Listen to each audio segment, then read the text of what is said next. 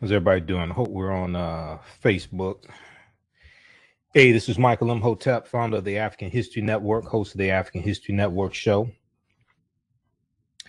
I'm a talk show host, researcher, lecturer, writer. How's everybody doing today? It is Monday, April 14th, 2017, and we are live. We have a lot to talk about. You know, I did a video Sunday morning, early Sunday morning. I did a video about Charlottesville, Virginia, and the white supremacist attack in Charlottesville, the neo-Nazis, white nationalists, white supremacists protesting. And we broadcast it here on Facebook Live. It's been viewed about 60,000 times. Okay, so thanks to people viewing that. And we're gonna do a few things. We're gonna do an update on that. I also want to talk about Donald Trump lashing out at the African-American CEO of Merck Pharmaceuticals today. His name is Kenneth Frazier.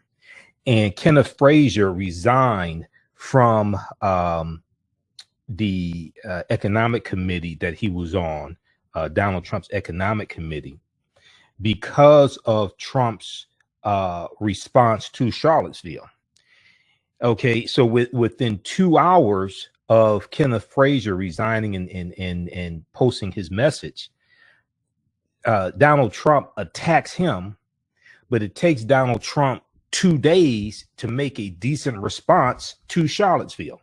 So Donald Trump held a press conference today, and he gave a better response to Charlottesville. It still wasn't a good presidential response to actually denounce not just white supremacy and racism, not just denounce the neo-Nazis and the hate groups, but also say he does not want their support. He does not want them wearing "Make America Great Again" hats at their rallies. He didn't denounce David Duke, okay, because David Duke said on Saturday at the rally, former Imperial Wizard of the Ku Klux Klan, David Duke said, "This represents a turning point for the people of this country. We are determined to take our country back. We are going to fulfill the promises of Donald Trump." He didn't distance himself from these people because these people voted for him, and he knows this. So, and then the other thing was, when you watch the press conference today, because I watched it live, Donald Trump he quickly ran away from the podium, ran off camera. He didn't take any questions. I wonder why.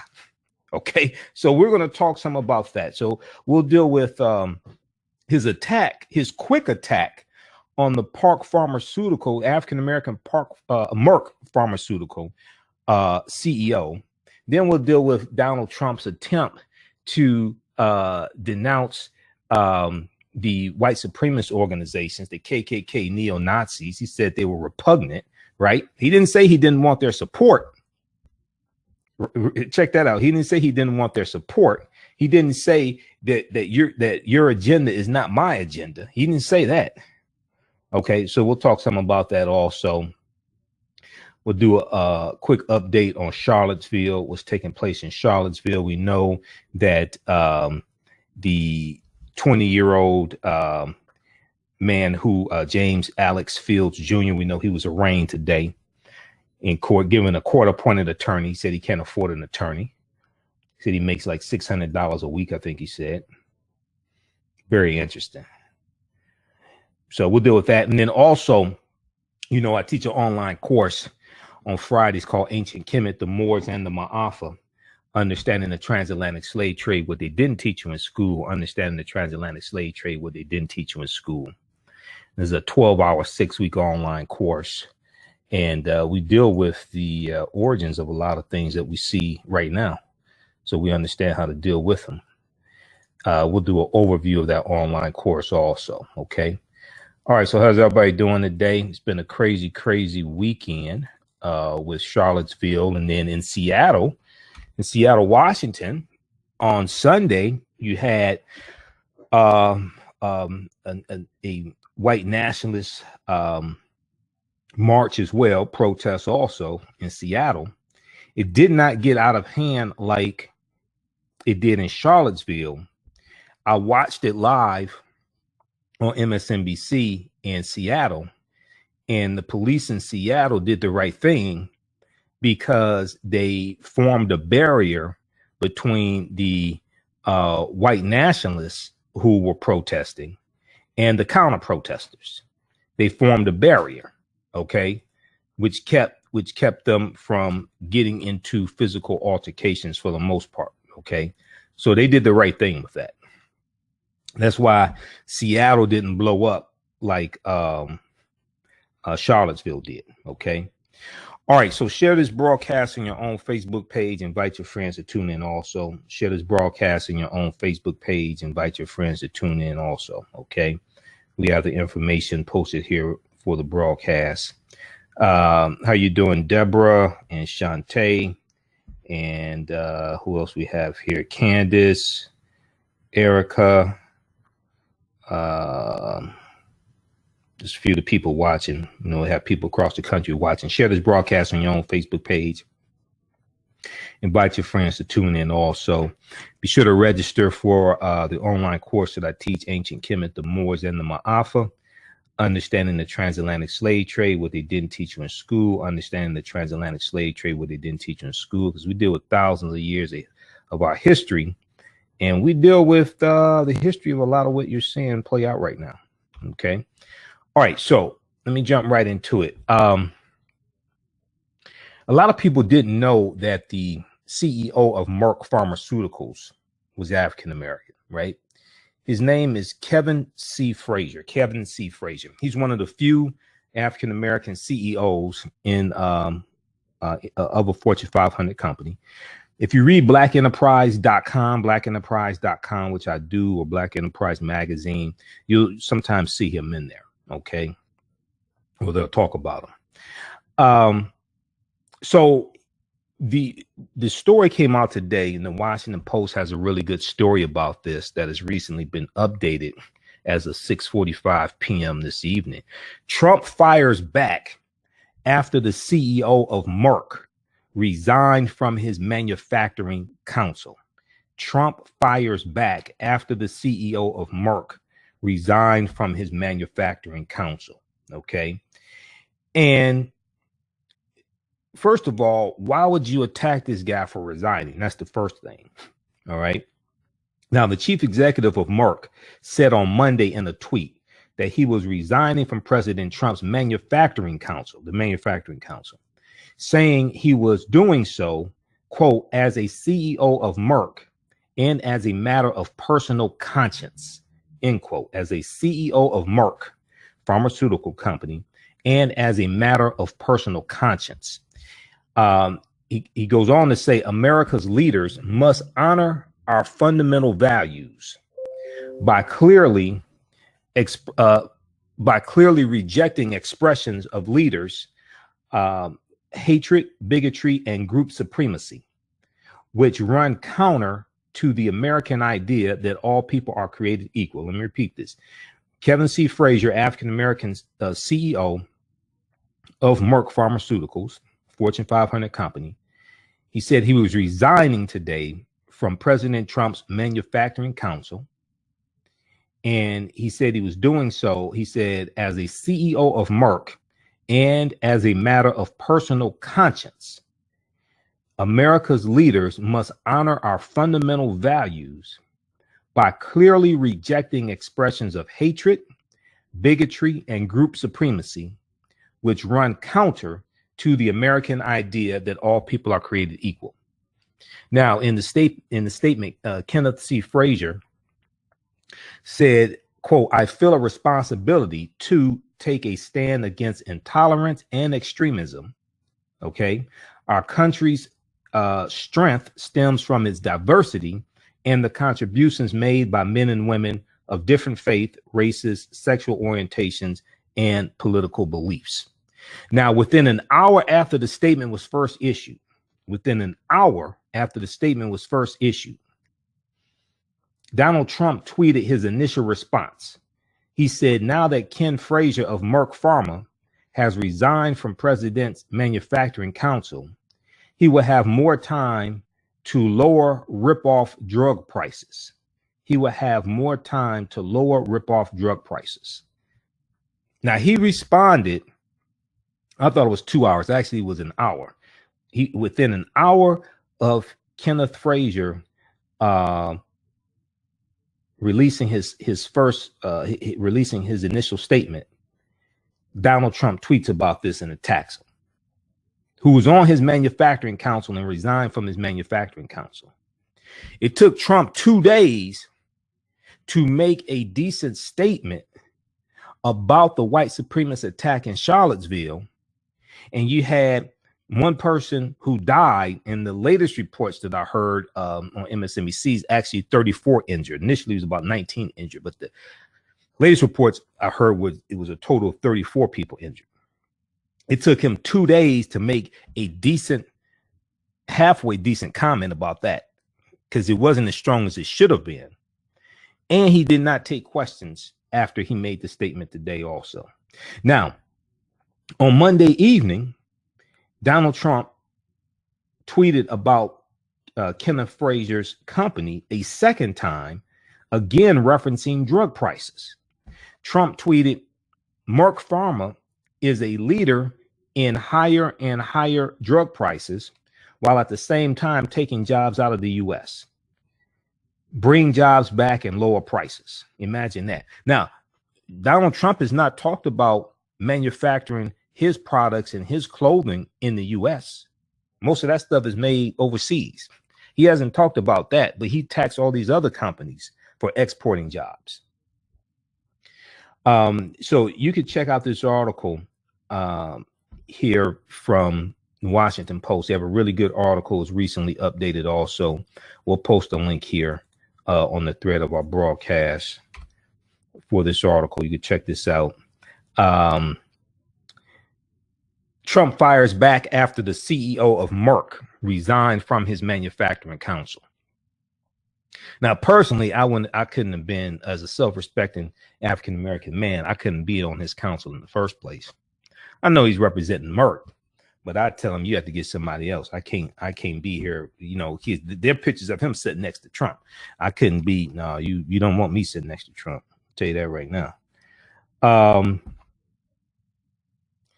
So now Frazier's resignation followed an outcry by critics about how President Trump had responded to protests over the weekend in Charlottesville that were led by white supremacist groups and turned violent.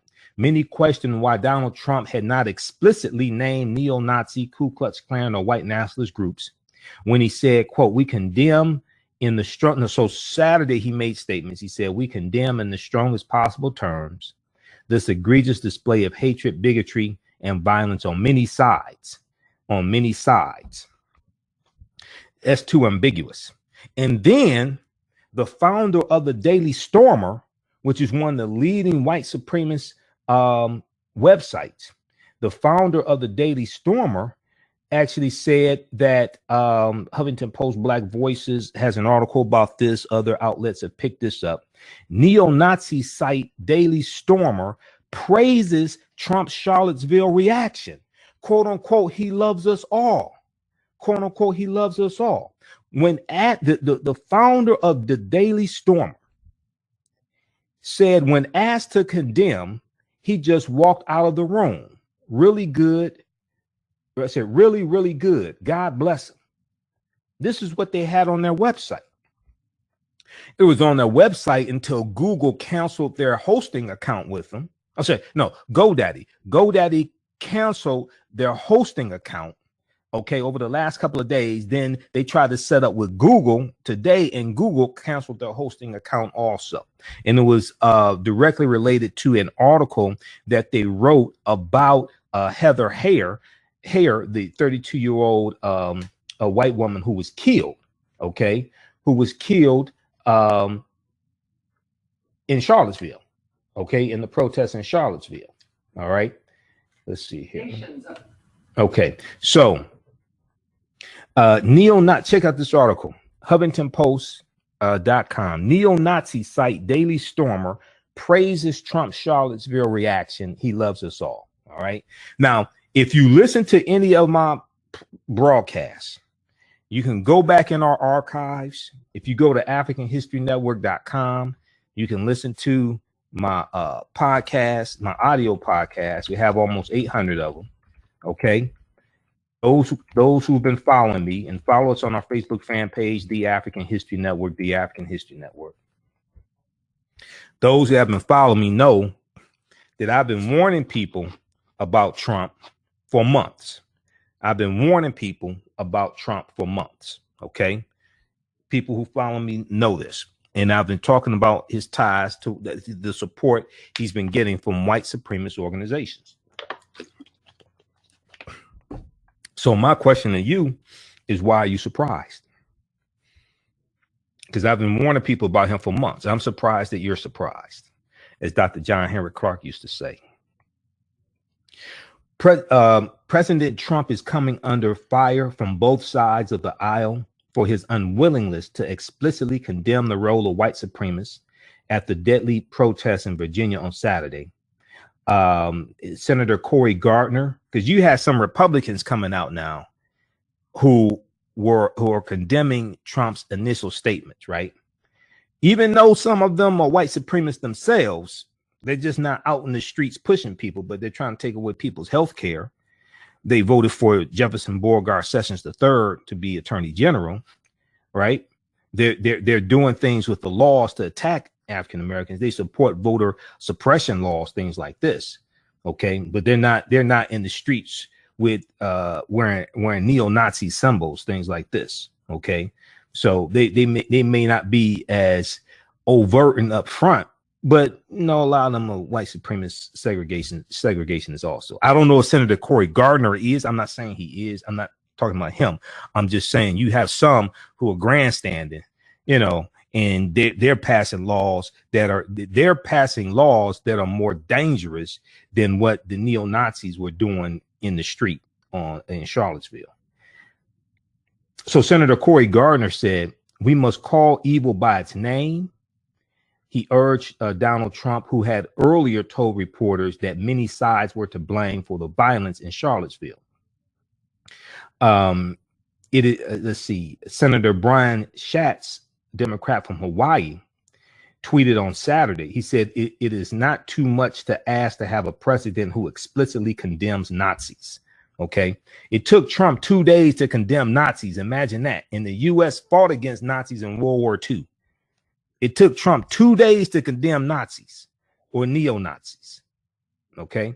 So, but when you look at this, now this article from the Huffington Post is from Sunday, August 13th. It was posted at 12:15 p.m. Once again, name of the article: neo-Nazi site Daily Stormer praises Trump's Charlottesville reaction. Quote, "He loves us all." And okay, I'm going to go to the comments again. Okay. So reacting to Trump's words on Saturday, the neo-Nazi website, the Daily Stormer, praised the president's comments as quote unquote good. Andrew Anglin, Anglin, Andrew Anglin is the founder of the Daily Stormer website. He said he didn't attack us. He just said the nation should come together. Nothing specific against us. No condemnation at all.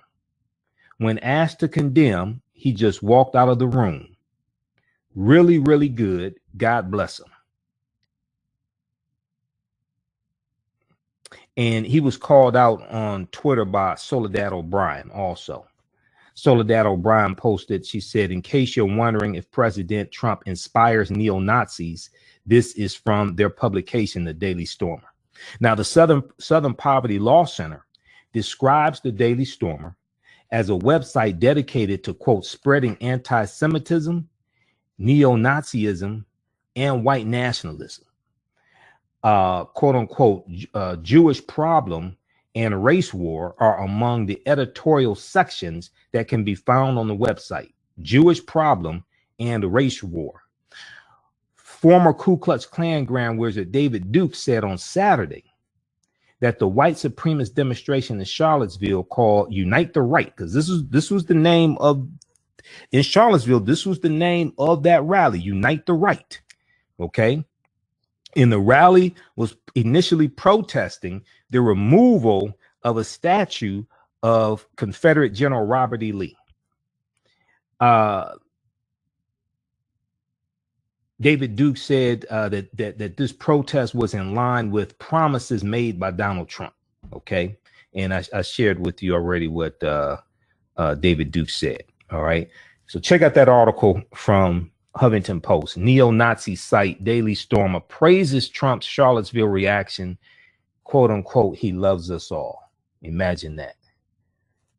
So when we go back to the attack on Merck, on the African-American CEO of Merck Pharmaceuticals,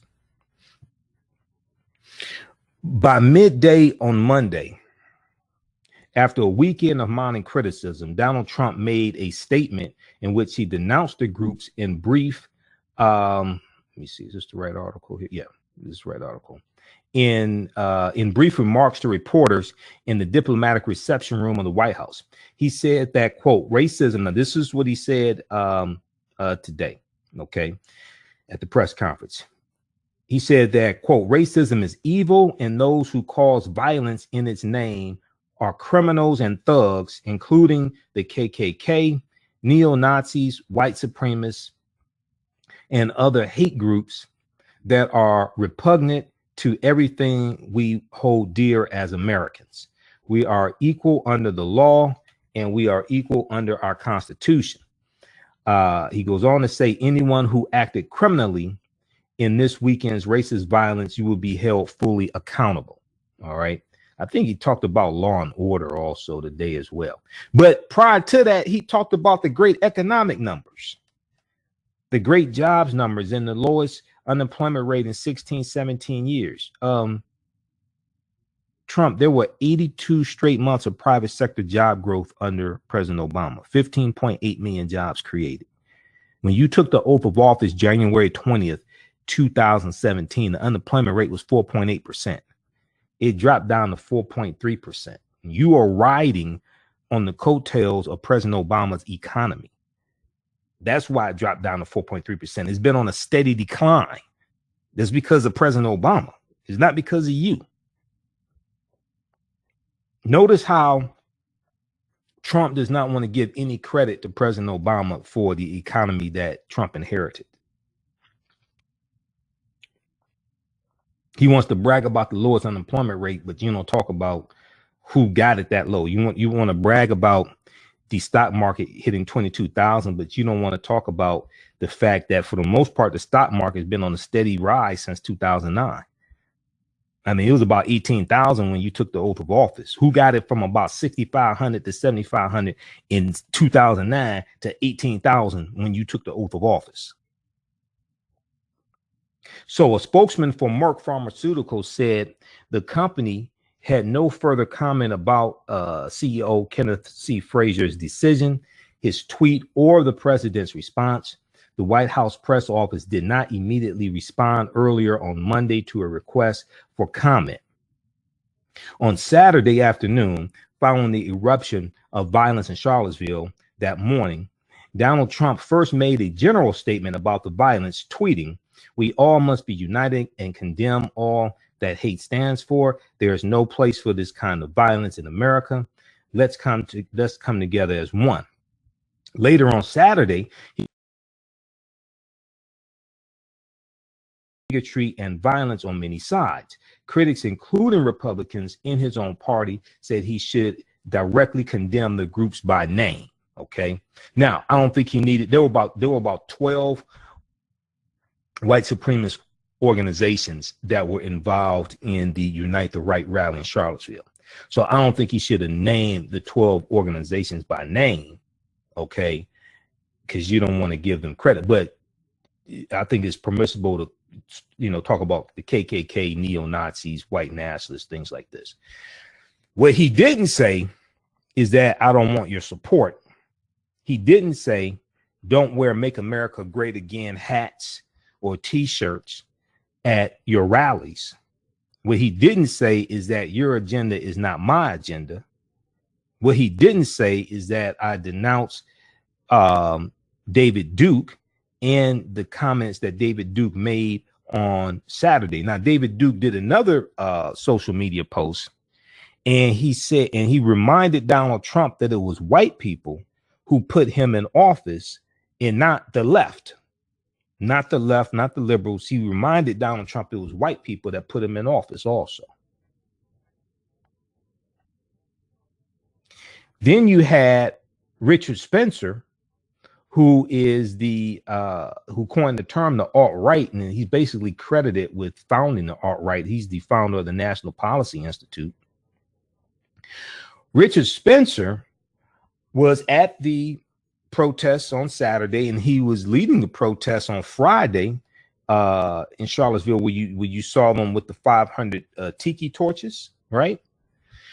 He was supposed to be he was invited to speak at Texas A&M University, and that rally has been canceled. That rally has been canceled behind what happened in Charlottesville. Texas A&M cancels Richard Spencer's White Lives Matter rally. Now, this is the same guy who Roland Martin interviewed on News One Now with Roland Martin, and Roland tore into him. He interviewed him for about 33 minutes. It's on YouTube. Go to Roland Martin's page on YouTube. Roland Martin on YouTube. Texas A&M announced this came out today, about an hour ago. Texas A&M announced that White Lives Matter rally headlined by Richard Spencer that was planned for next month, okay, planned for September, has been canceled, and it should be canceled, okay? So I told you that the Daily Stormer website, one of the leading white supremacist website, their GoDaddy account has been shut down, and also they went to Google for hosting for their website. Google has banned their website also. TheHill.com is reporting today Google has banned the leading white supremacist website, the Daily Stormer, just hours after it was kicked off its domain by GoDaddy. Okay, and that's a good thing. All right. So let's see here. Okay, there's another story I wanted to get to. There was so TheHill.com, they talked about it tonight on MSNBC. Joanne Reed was sitting in for Chris Hayes. So I was watching Joanne Reed before we broadcasted, because Joanne Reed is fantastic. And, you know, I like chocolate also. So, hey, you know, I wanted to broadcast early in the day, but I was tired. And I went to go see my daughter also early in the day as well. But TheHill.com had a story, and a lot of people have talked about this. A lot of people have talked about how white nationalist groups and domestic terrorism is worse than terrorist attacks against America by Muslims. Okay. Both the FBI, there's a breaking news story today. Both the FBI and President Trump's Homeland Security Department issued a warning in May of 2017 about the imminent threat of lethal violence from white supremacists. Both the FBI and President and Donald Trump's Homeland Security Department issued a warning in May of 2017 about the imminent threat, which means it's near, it's coming, the imminent threat of lethal violence from white supremacists. But Donald Trump is reluctant to denounce white supremacists. And domestic terrorism from crazy ass white men is a bigger threat than terror attacks against the U.S. on American soil from ISIS or from Muslims who were born here. Okay, the majority of the terrorist attacks come from crazy white men. But Donald Trump doesn't want to denounce this because these are the people who voted for him. The FBI and the Department of Homeland Security in May warned of the threat posed by white supremacist groups in the United States. In a joint intelligence bulletin issued May 10th and obtained by Foreign Policy, the publication Foreign Policy, the Department of Homeland Security and the Bureau of the FBI said white supremacist groups had carried out more violent attacks than any other domestic extremist group over the past 16 years and were likely to commit more. Okay, this means the biggest threat is not from Muslims. The biggest threat is from crazy ass white men. The biggest threat to America when it comes to terrorism is not from Muslims. It's from crazy ass white men. In a joint intelligence bulletin. Now, the problem is that it was the intelligence community providing Trump with this information, and Trump doesn't have any intelligence. That's the problem. Okay, so that's probably why, you know, he didn't get the memo. In a joint intelligence bulletin issued May 10th, 2017, and obtained by Foreign Policy, the publication Foreign Policy, the Department of Homeland Security and the FBI said white supremacist groups had carried out more violent attacks than any other domestic extremist group over the past 16 years. This didn't start last year. Over the past 16 years, which goes back into President George W. Bush's tenure. Okay. And they said that these white supremacist organizations were likely to commit more acts. The white supremacist movement, according to the bulletin, quote, likely will continue to pose a threat of lethal violence over the next year, quote unquote. Now, on Saturday, August 12th, a driver plowed into a crowd protesting a white supremacist rally, okay, protesting the removal of a Confederate statue in Charlottesville, Confederate statue of General Robert E. Lee. So this was James Alex Fields Jr., 20 years old, from Ohio.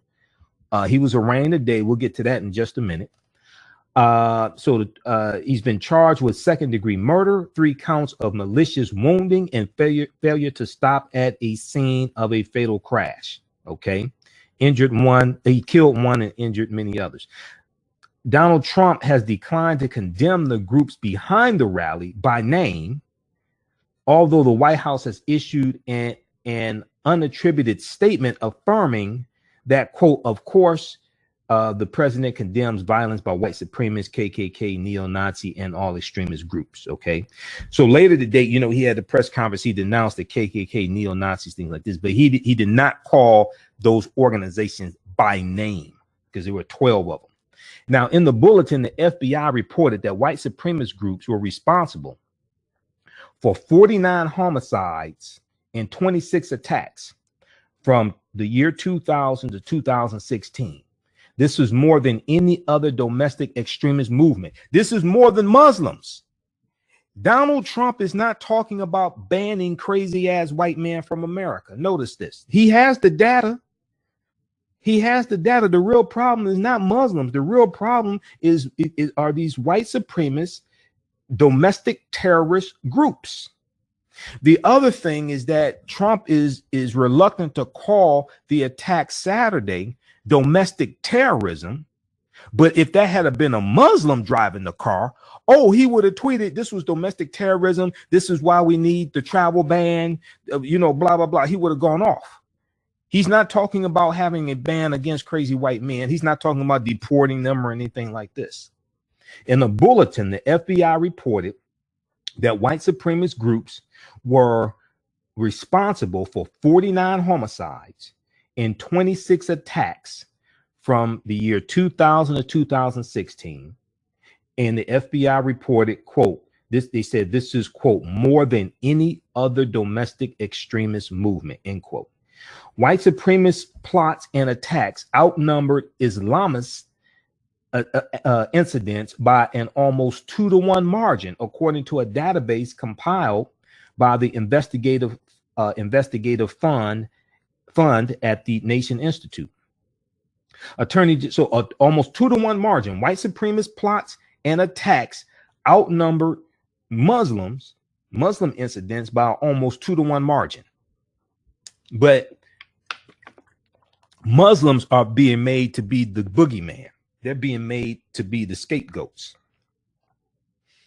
Just like Mexicans and Hispanics are being made the scapegoats and saying they're taking your jobs. See, Donald Trump doesn't want to talk about corporations like General Electric, GE, that produce a large percentage of the automation and the robots that have eliminated millions of jobs. He doesn't want to talk about that because, see, factory output since the 1980s has doubled. But factories are using 1/3 the labor force because they're using automation. They're using robots, automation, technology, software programs, things like this. And this has eliminated millions of jobs. Trump doesn't want to talk about that. He wants to deal with xenophobia. He wants to play upon the fears of white people with the browning of America. And many of these people sit up and watch Fox News all day and don't do any fact checking. Okay. And he doesn't want to talk about he doesn't want to deal with what's really going on and how millions of jobs have been eliminated and are continuing to be eliminated by automation. Even at the Carrier plant in Indiana, where he bragged about saving hundreds of jobs. Well, Carrier announced around that same time that they were investing about $16 million in that plant and upgrades, and they were going to implement automation, more robotics, which was going to eliminate more jobs. And just recently they eliminated, 300, they announced about 300 jobs being eliminated at the same Carrier plant. Trump was very silent about that. Very silent about that. I wonder why. Now, Attorney General Jefferson Beauregard Sessions III has launched a civil rights investigation into the violence in Charlottesville, Virginia, that happened this past Saturday, calling the attack an incident of domestic terrorism. Now, Trump, who is supposed to be the president, and he's also supposed to be healer in chief. This is something that President Obama is very good at. He's supposed to be healer in chief. Okay. He's supposed to be a consoler. Trump has not called this domestic terrorism. His attorney general has called it domestic terrorism. His security advisor, H.M. McMaster, on Meet the Press on Sunday, called it domestic terrorism. But Donald Trump, who's supposed to be the president of America, doesn't call it domestic terrorism. He doesn't call it domestic terrorism. I wonder why. I bet you if this was a Muslim who did this, he would have called it domestic terrorism within the first hour. Now, the bulletin titled White Supremacist Extremism Poses Persistent Threat of Lethal Violence. They're not playing. They're telling the truth. They're like, look, dude, this is a problem. The bulletin titled White Supremacist Extremism Poses Persistent Threat of Lethal Violence describes multiple grisly attacks in 2016, including an 18-year-old Chinese girl who was attacked with a hatchet while taking photos for a school project in Indiana. She suffered 2-inch lacerations on her back from the attacker, who stated he wanted to kill her because of her race. Don't remember Trump talking about that. Don't remember Trump talking about the killing of Richard Collins III, also African-American man in the military. All right. Now, okay, so in February of last year, February 2016, 3 members of a local racist skinhead group allegedly used knives to attack a group of Hispanic men in a Los Angeles County park. In August of 2016, a self-identified white supremacist allegedly stabbed an African-American man in Olympia, Washington, after seeing him kiss a white woman outside of a restaurant. Trump was silent on that one. The suspect told police that he was part of a white supremacist group and had come to fight Black Lives Matter people, according to the report. Donald Trump has drawn fierce criticism, even from Republicans, for his refusal to publicly condemn white supremacists, some of whom identify themselves as his supporters, some of whom work for him, some of whom are in the White House. Stephen K. Bannon, chief strategist, co-founder of Breitbart News, who Stephen K. Bannon said is the home of the alt-right. Sebastian Gorka, deputy White House advisor. Sebastian Gorka, that has ties to Hungarian neo-Nazi groups. Stephen Miller, who worked for Jefferson Beauregard Sessions III. Stephen Miller, 31, 32-year-old advisor, another white supremacist, white nationalist, who was mentored by Richard Spencer when Stephen Miller went to Duke University. And Richard Spencer is the founder of the National Policy Institute and credited with founding the alt-right, and he at least coined the term alt-right. So these are the people in your neighborhood. 1600 Pennsylvania Avenue, the people that you meet when you walk down the street. These are the people in Trump's neighborhood. So many of those rallying in Charlottesville this past weekend wore Donald Trump's signature Make America Great Again campaign hats, and his response to the rally's violence drew support from the pro-Nazi website, The Daily Stormer, as we had talked about. The founder of The Daily Stormer, Andrew Anglin, posted on their website, or he at least made the statement in social media, Trump comments were good. He didn't attack us. He just said the nation should come together, nothing specific against us. Now, Trump has pushed aggressively for the use of the term radical Islamic terrorism in the past, but he's slow to call this domestic terrorism. He accused President Barack Obama of not using the term Islamic terrorism. He used Hillary Clinton, accused her of not using the term radical Islamic terrorism, but he doesn't want to use the term domestic terrorism when it comes to these white supremacist attacks. Shortly following the December 2015 Islamic State in Iraq and Syria attack in San Bernardino, California, Donald Trump tweeted, "When will President Obama issue the words radical Islamic terrorism? He can't say it, and unless he will, the problem will not be solved." But he doesn't want to call this domestic terrorism, even though his attorney general has called it domestic terrorism. And H.R. McMaster said it was domestic terrorism. He's a national security advisor. McMaster said it was domestic terrorism as well. Okay, he said it appears to be domestic terrorism. He said you know, basically the legal process has to play itself out, but he said this appears to be domestic terrorism. He said definitely. Okay, he said that this past Sunday on Meet the Press, but Trump is reluctant to call it domestic terrorism. So check out this article here from thehill.com. FBI, DHS warned of white supremacist threat in May. FBI and DHS warned of white supremacist threat in May of 2017. We're going to post that here on the thread of the broadcast. How's everybody doing today? Share this broadcast on your own Facebook page. Invite your friends to tune in also. Share this broadcast on your own Facebook page. Invite your friends to tune in also, okay? Also, we'll talk some about the online course that I teach called Ancient Kemet, the Moors, and the Ma'afa. Understanding the transatlantic slave trade, what they didn't teach you in school. Understanding the transatlantic slave trade, what they didn't teach you in school. We'll post the link here for the course. It's a 12-hour, 6-week online course that I teach. All the sessions are recorded. You can go back and watch it over and over again. We deal with thousands of years of history that help explain also what we're seeing right now. Deal with thousands of years of history that also help explain what we are seeing right now and what to do about it as well. Okay, now I want to go to this next story here. Well, let me go to some of your comments here. Carmen.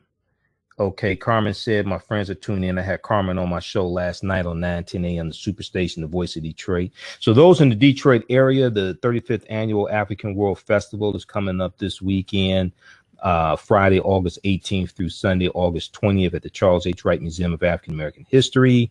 There's going to be a Health is Wealth Pavilion. Carmen is involved in that. She's a registered nurse. There's going to be 120 registered nurses out there donating their time. They're going to have all types of health screenings. So come on out. They'll have a dental RV providing free dental care. They're going to give screenings when it comes to blood pressure and BMI, things like this. They'll do STD screenings also as well. So I think the longest line. I think there's going to be a longer line at that pavilion than at the food pavilion for all the health disparities that we're dealing with here in Detroit. Okay. I'll be at the Charles H. Wright Museum this weekend also. So Friday, 2 p.m. to 4 p.m. there is a panel discussion. I think it's in the GM Theater, dealing with the effects of racism on African Americans. So I'm on that panel. Saturday, Dr. Greg Carr, chair of the Afro-American Studies Department at Howard University. He'll be there as well because ASCAC, the Association for the Study of Classical African Civilizations, ASCAC, which was the organization co-founded by Dr. Leonard Jeffries and Dr. Joseph Ben Yakinen and Dr. John Henrik Clark. The Detroit chapter, they're having a program 11 a.m. to 2 p.m. in the GM Theater. And Dr. Greg Carr will be speaking, but also you have Dr. Valethia Watkins, and she's going to do a presentation dealing with the difference between womanism and feminism, the difference between womanism and feminism, and how womanism is something that African American women should embrace as opposed to feminism, because feminism is a form of white supremacy. So she's going to deal with that. And then Saturday from 5 p.m. to 6 p.m., I'll be in the one of the classrooms in the basement. I'll be doing my presentation from 5 to 6, African American resistance in the era of Donald Trump, voter suppression, reparations, and how elections have consequences.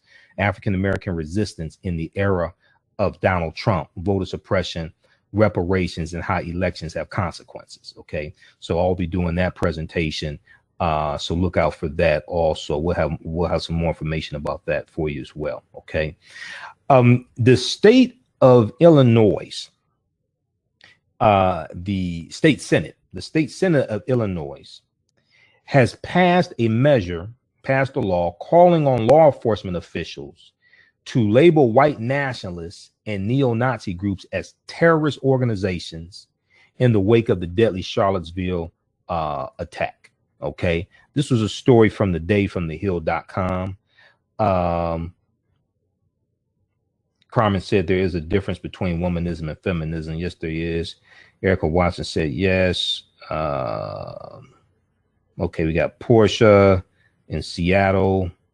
Okay, and Seattle was where another protest was on Sunday. Shalonda said, Mike, thanks for the knowledge. Okay. Illinois, thehill.com. I monitor about 35 different news sources on a daily basis. Hill.com is one of the top ones. The Hill, Washington Post, New York Times, AtlantaBlackStar.com, Your Black World. I'm waiting for Your Black World to post the article that I wrote. Yolanda Spivey, if you're watching, did the article get posted yet? Because I posted an article about Charlottesville. And it has the 2-hour, 15-minute video I did early Sunday morning about the attack. So the Illinois Senate passes a measure calling for neo-Nazis to be classified as a terrorist organization. Okay. The Illinois Senate on Sunday approved a resolution calling for police to categorize neo-Nazi groups as terrorist organizations, according to the Chicago Tribune. The measure came as a response to Saturday's violence at a white supremacist rally in Charlottesville, Virginia.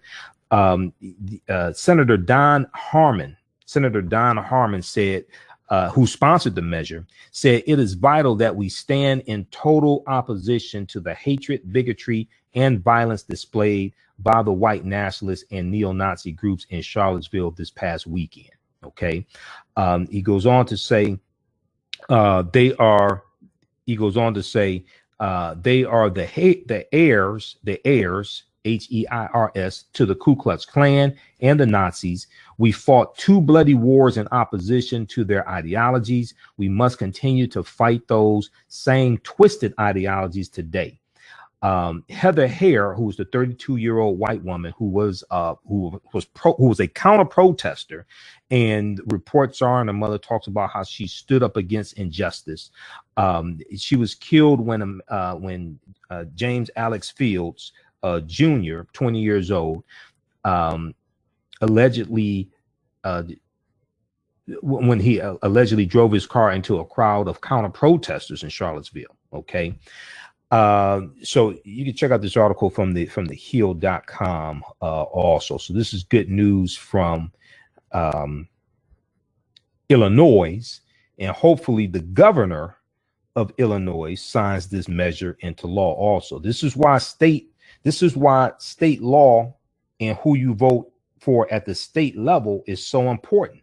A lot of times people just focus on president, and I say, wait a second, the closer the politics are to you, the more impact that it has on you. Okay, the closer the politics are to you, the greater the impact it has on you. All right. So this is why when we vote, is not just for president. You got to vote for the U.S. House of Representatives, U.S. Senate, because they're the ones who draft the laws that the president signs in the law. Okay. So we really have to become more politically astute. We really have to become more politically astute. All right. Okay, so we're going to go to some of your comments here in just a minute, and I want to go to this other story here about the arraignment of James Alex Field Jr. today. Okay, we'll go to that story. Let me post the information here, and the last thing I'll do a brief preview of the online course that I teach: Ancient Kemet, the Moors, and the Ma'afa. Understanding the transatlantic slave trade, what they didn't teach you in school. Okay, so we'll post I'll just post an information. We'll pin it there. It says register here. So next class is Friday, 7 p.m. to 9 p.m. August 18th. All the sessions are recorded. You can go back and watch it over and over again. As soon as you register, you can watch the session I did last Friday, and we have about 20 hours of bonus content also for you to watch as well. Okay, as soon as you register. And there are a couple other goodies in there for you also. All right. So you can check that out. Okay. Let's see here. All right. I want to go to this other story. And this is, let's see, which one is this here? Okay. So James Alex Field was, he was arraigned today. All right. Okay, so we have the story of Trump denouncing racism is evil. Trump says condemning white supremacists and hate groups. Okay, so we have the story from Washington Post. That was 8 o'clock this evening. So we dealt with that. And let's see. All right, and James Alex Field was arraigned today, and let's go to that story. Where is that? Also, I want to get to this other story first. You had a 20-year-old African-American man who was attacked by a group of white supremacists. His name is DeAndre Harris. And he was badly beaten. He says if it had not been for his friends that were with him, he probably would have been killed. You see the photo taken by photographer Zach D. Roberts, who is he's a co-producer of the documentary The Best Democracy Money Can Buy, along with Greg Palast. But Yasha Callahan has a good article from theroot.com today about this, or yesterday, Sunday, about this. Okay, The Root, could you please post the date that these articles are written? Please don't say yesterday. Post the damn date, please. You got the time, post the date. I hate it when publications do things like that. So this is from August 13th. Yasha Callahan has a good article except for the date. She interviewed 20-year-old DeAndre Harris, who's speaking out about being assaulted by white supremacists in Charlottesville, Virginia. Now, he's an aspiring hip-hop artist, and he moved to Charlottesville, Virginia from Suffolk, Virginia 2 years ago for a job opportunity as an instructional assistant in the special education program at a local high school. But nothing could prepare him for what he experienced Saturday afternoon when he took part in a counter protest against the Unite the Right white supremacy marches that took place in Charlottesville. Okay. And people have seen the pictures of the white supremacists around him with poles. He was beaten with metal poles. The pictures were taken by Zach D. Roberts, so we're glad he captured that. The shocking photo immediately went far and wide, and although DeAndre Harris received multiple injuries, he says that he's thankful to be alive to tell his story. He says that, quote, me and about 5 of my friends were out protesting. We thought the racists left. But at one point they came back. Everyone was exchanging words with the group, but then the KKK and white supremacists just rushed us. Okay. He said they were beating me with poles. I have 8 staples in my head, a broken wrist, and a chipped tooth.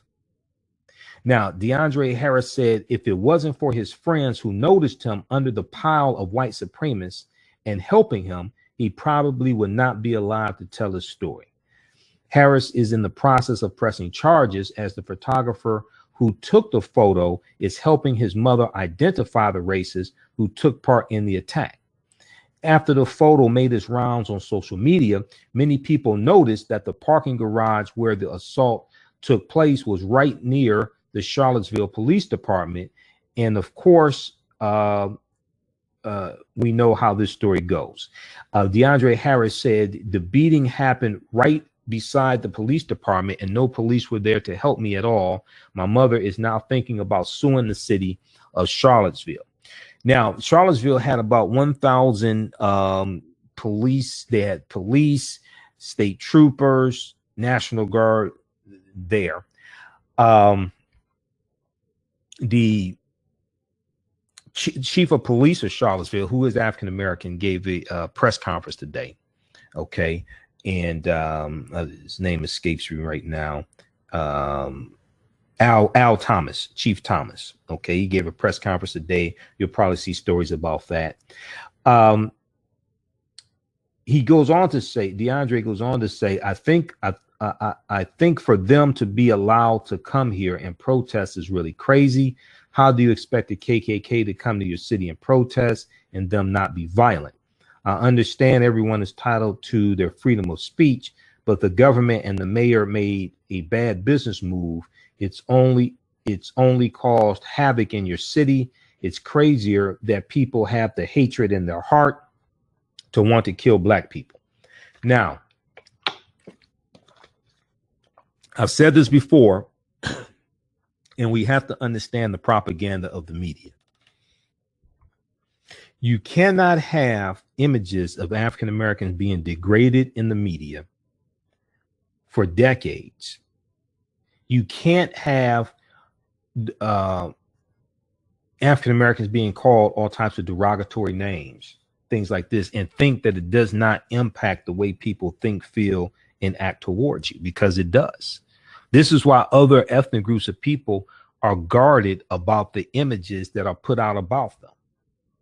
This is why other ethnic groups of people in their music and things like this, they don't call themselves all type of derogatory terms, and they don't dehumanize their women in their music for the most part.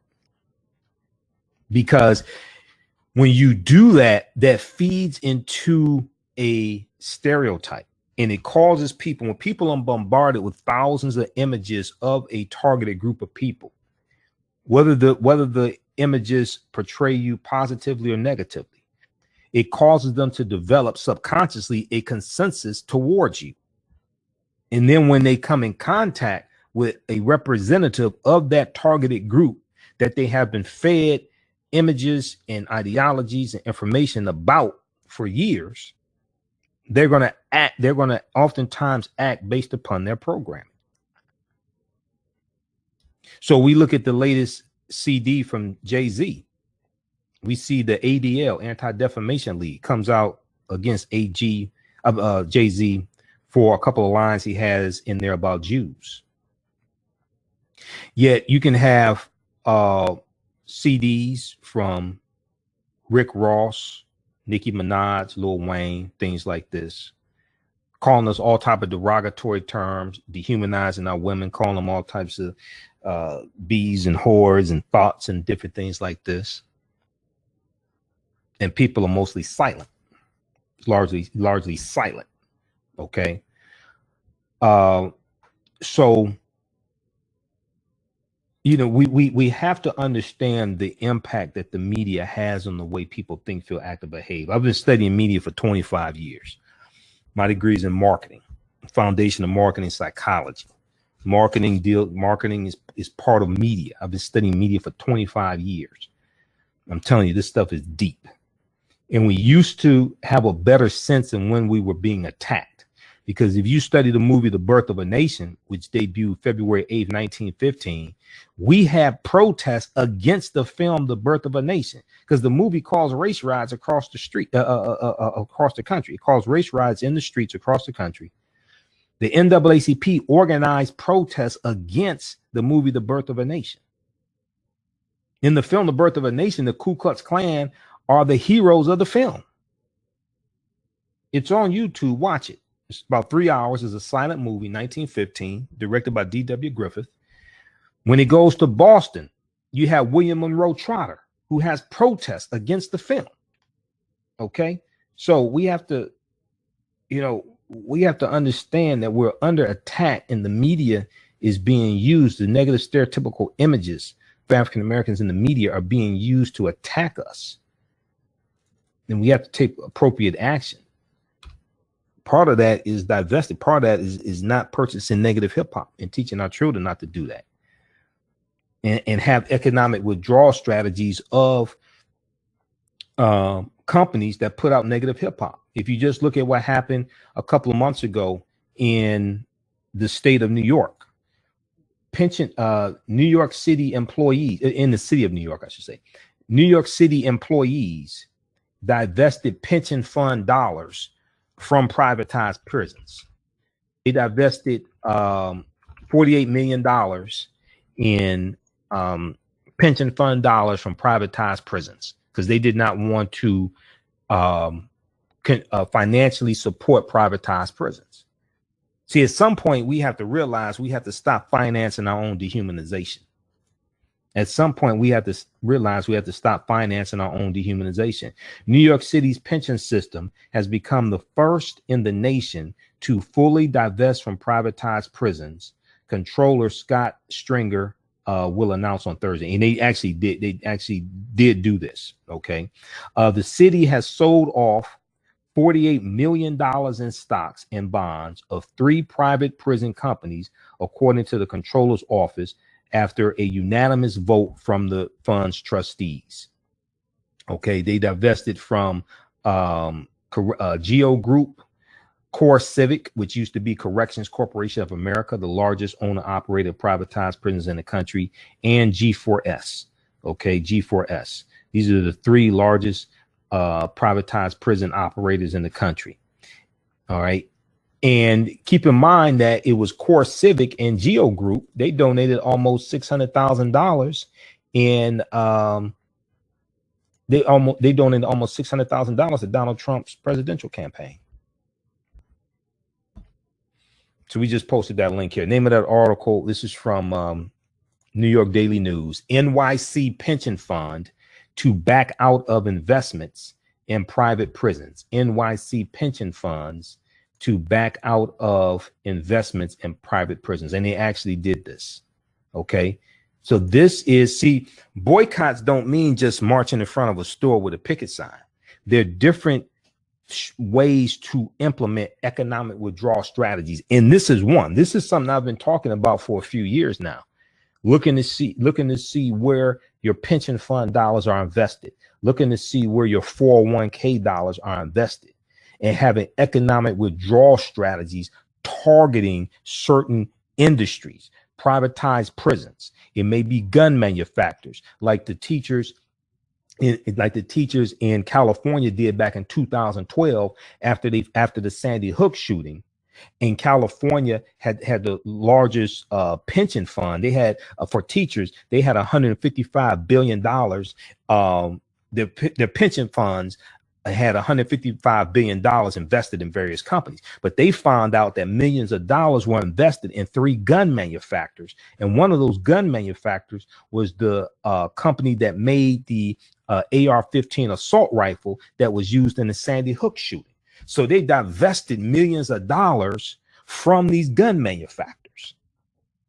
So there are different types of ways to redistribute the pain.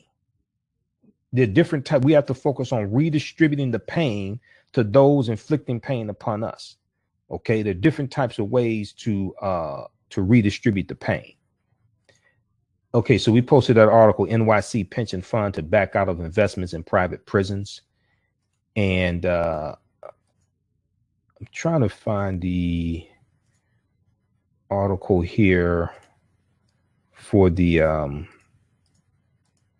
arraignment that took place of I know I have it up here, just a second. So James Alex Fields Jr. was he was arraigned here. Okay, so NBCnews.com, we'll go to this. Charlottesville suspect James Alex Fields Jr. denied bond after first court appearance. Good, don't let him out. This is from August 14th. This was updated 9:59 p.m. See, I like to be precise with this stuff, because when you're dealing with what's known as a fluid story in journalism, this type of story like this is called a fluid story. When you see articles, you want to know when the article came out, when it was updated, because you're trying to put things in chronological order. Okay, so James Alex Fields Jr., who's accused of killing Heather Hare, 32-year-old woman Heather Hare, when he allegedly rammed his car into a group of protesters who were protesting against white nationalists rallying in Virginia, was denied bail on Monday in his first court appearance since the chaos in Charlottesville.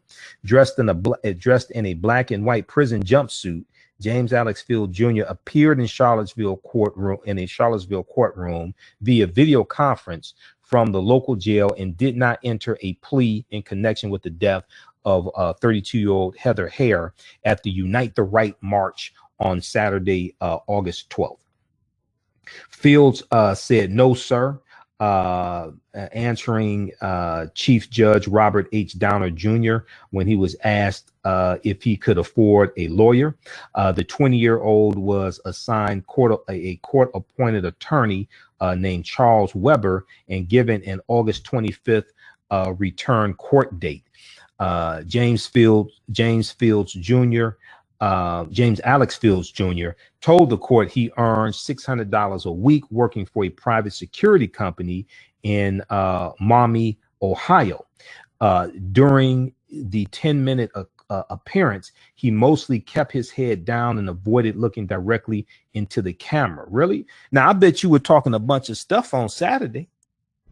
I bet you were acting big and bad on Saturday. I bet you didn't act all humble on Saturday. So why are you punking up now? Yes, sir, Fields answered when Downer asked him if he understood everything that was said during the proceeding. Then James Alex Fields Jr. was marched back to his cell at the Albemarle Charlottesville Regional Jail. You should get used to being in jail, Playboy. Now, Fields was arrested shortly after he allegedly plowed his Dodge Challenger through a group of demonstrators, barreling through them like bowling pins. Heather Hare was killed and 19 other protesters were injured. It was a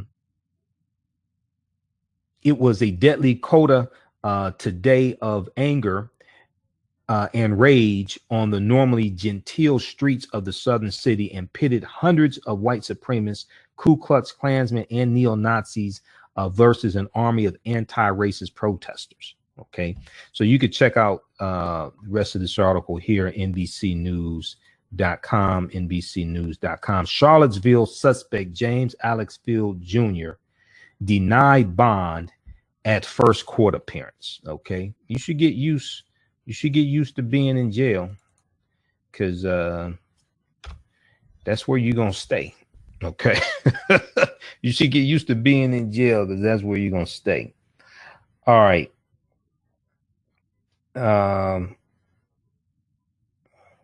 A lot of black churches do that, but see, black churches get a bad rap because the average African American church has only 50 to 150 members, and the overwhelming majority of African American churches are not mega churches. Only about 10% of African American churches are mega churches.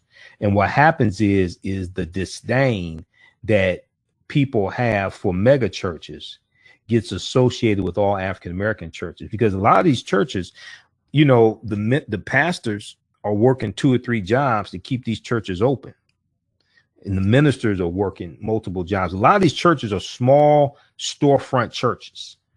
Okay. The average African American church has between 50 to 150 members. They don't have 5,000, 10,000 members. Those are mega churches. Only a small percentage of our churches are mega churches. But usually what I find is the people who criticize black churches the most don't even belong to one. Usually what I find, the people who criticize black churches the most and say what they aren't doing and say what they should be doing and things like this, they usually don't even belong to one. So they usually don't know what the churches are doing, because they don't talk about the back to school programs that churches have, battered women's shelters that some churches have, feeding the homeless, clothing the homeless. They don't talk about the work that ministers and pastors do with grief counseling, dealing with families that have a crisis. They have a death in the family. They have a son murdered and they have to go counsel the family. They don't talk about violence intervention that a lot of ministers and pastors are engaged in, or prison ministries that they're engaged in. Usually people who talk about what churches should do don't talk about none of that.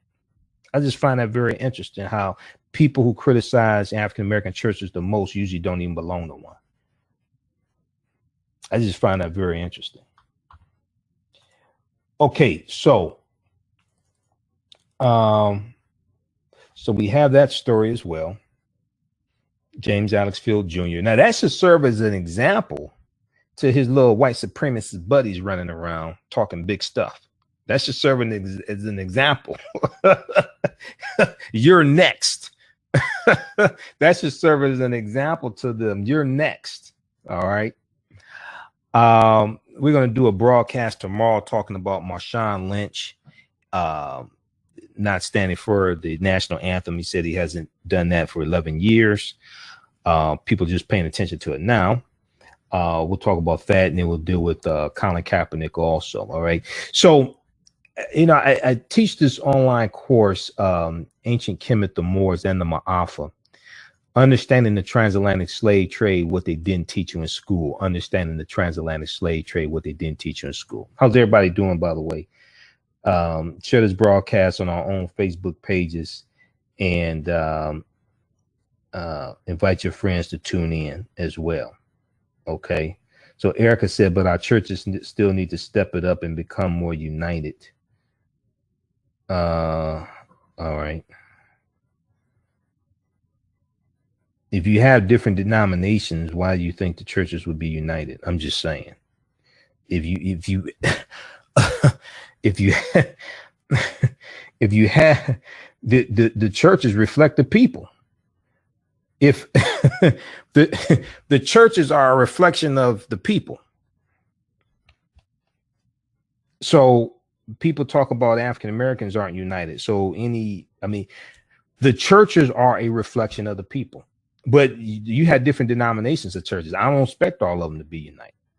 And you don't need all of them to be united. You just need enough to make a difference. But even if they just unite within their own denominations, even if they just unite within their own denominations, you could probably get more done. But African-American churches do a lot as it is. I mean, if you think the community is screwed up now, think how badly would it be if all the churches closed and people couldn't get assistance from churches? They couldn't get clothing and food, and the help that churches give. You have churches that have after school programs. They have back to school programs, things like this. If you think things are bad now, not to mention a lot of African-centered groups and organizations because they don't own a building, they have to hold their events in black churches also. When they have their lectures and they have their events and they want to talk about ancient Kemet 3,000 years ago, because a lot of them don't own a building, they hold their events in black churches as well. I mean, just, you know, imagine that. I mean, just look at that, right? All right, so these other topics we'll get to tomorrow. I don't know. I'm sure there was something else I want to talk about, but I don't know. Okay, so let me pull up the PowerPoint presentation here. So when we deal with the transatlantic slave trade, we have to understand, first of all, that African people have been in the land we call the United States of America at least 51,700 years. At least 51,700 years. Okay. Contrary to popular belief, and I know the date is coming up, August 20th. And people talk about this is the first day. This was the day that African people first came to these shores. No, that's not true. Okay. We need to put that in the same category as the fake Willie Lynch speech of 1712, because Willie Lynch never historically existed. And African people, we were here tens of thousands of years before we were brought here as enslaved Africans. Okay, so we really need to deal with facts and evidence. All right. Okay, so let me bring this up here. So we first have to understand that African people are an indigenous people of the land we call the United States of America, as well as North, Central, and South America. We were in South America going back at least 56,000 years ago. We were in the land today we call the United States of America. We were here at least 51,700 years ago. And if you look at the work from Dr. David Imhotep, who wrote the book, The First Americans Were Africans, Documented Evidence, his book thoroughly documents this. So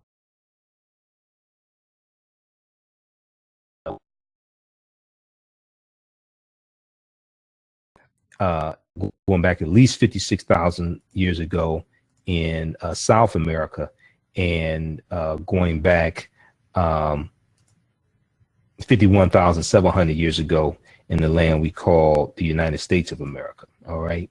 Okay, so we have the PowerPoint up.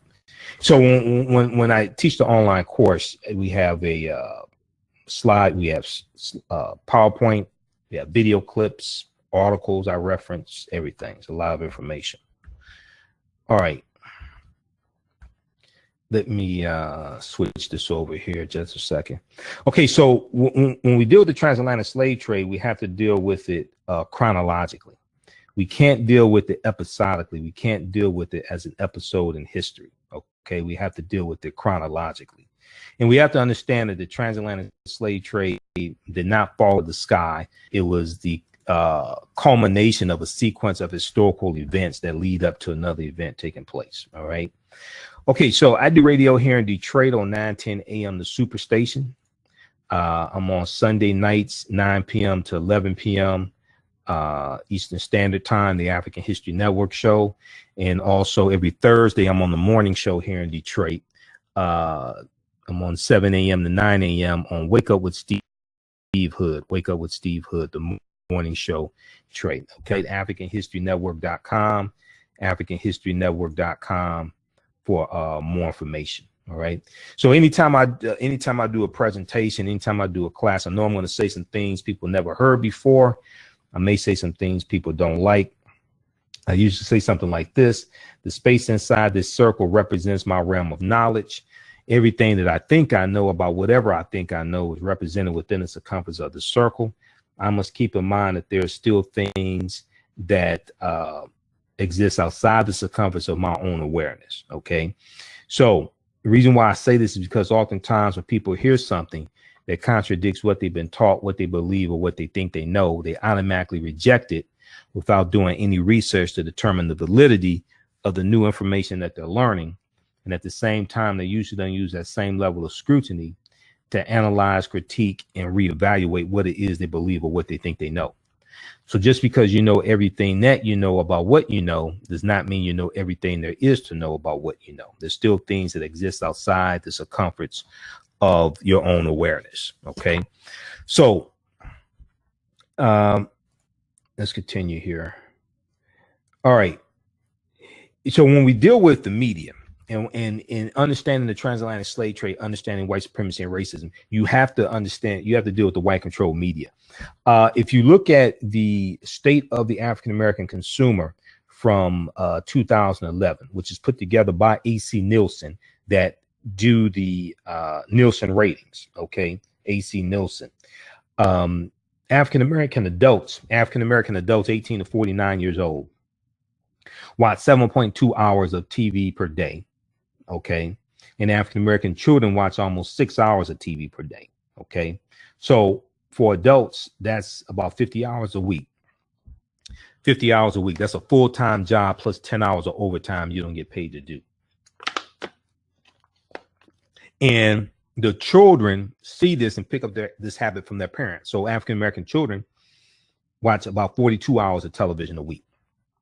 The television is the number one way that European white supremacist images are being fed to our children.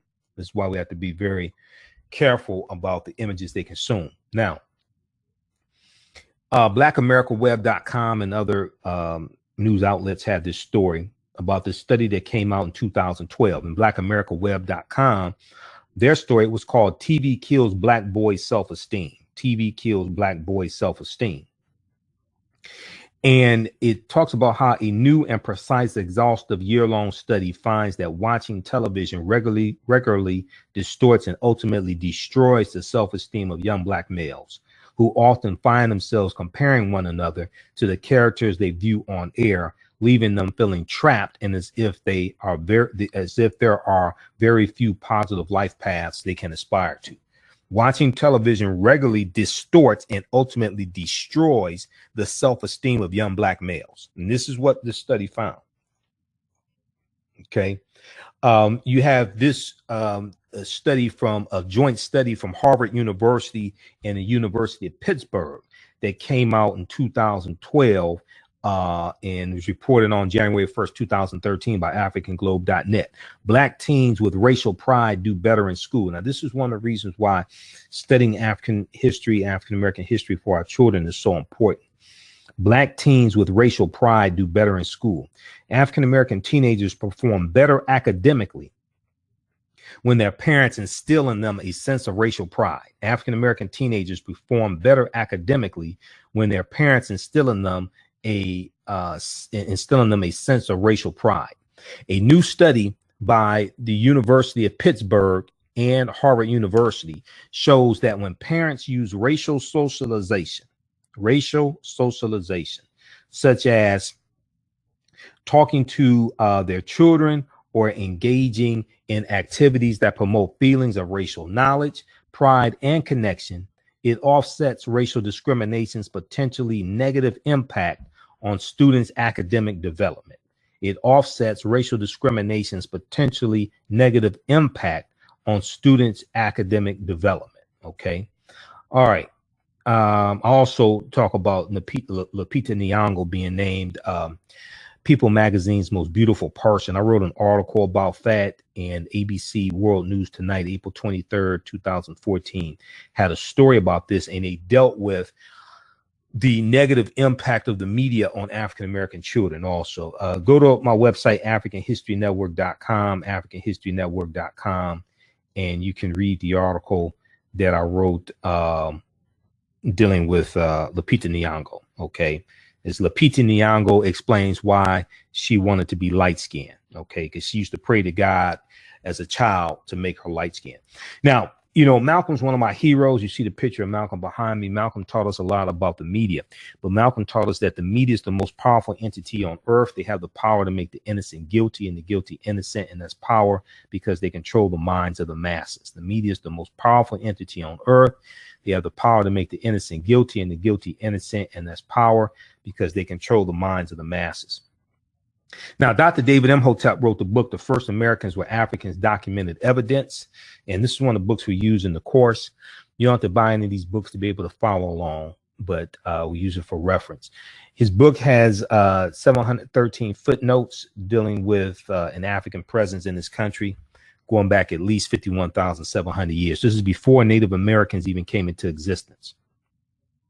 So he, on page 14 of his book, he deals with a discovery made in 2004 by Dr. Albert Goodyear.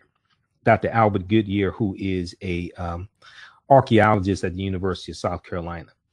And here's what they found in Allendale County, South Carolina, at a campsite in Allendale County, South Carolina. They found artifacts, architecture, campsites, carvings, Egyptian writings, footprints in lava, genetic M174D haploid groups dealing with DNA and genetics.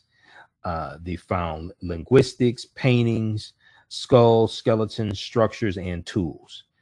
13 different disciplines thoroughly documenting an African presence in this country going back at least 51,700 years. Okay. This is before Native Americans came into existence. If you look, so when we deal with the transatlantic slave trade, once again, there are two main ways to deal with it. You can deal with it episodically as an episode in history, and you can start in the early 1400s, or you can start in 1440 with the Portuguese. With the transatlantic slave trade begins in 1440 with the Portuguese, and the Portuguese dominate for the first 200 years. And so you look at the transatlantic slave trade from 1440 to 1888. You can deal with that, or you can deal with it chronologically and deal with a sequence of historical events that lead up to the transatlantic slave trade taking place. So this is why we deal with the 800-year occupation of Europe by the Africans known as the Moors. We deal with ancient Kemet, ancient Egypt. We deal with Christopher Columbus as well, who was critical to the transatlantic slave trade also. All right. So in this article from ScienceDaily.com from November 18th, 2004, this deals with Dr. Albert Goodyear's discovery that Dr. David Imhotep talks about. And a summary of the article. Now, the name of the article is New Evidence Puts Man in North America 50,000 Years Ago. New Evidence Puts Man in North America 50,000 years ago. Okay.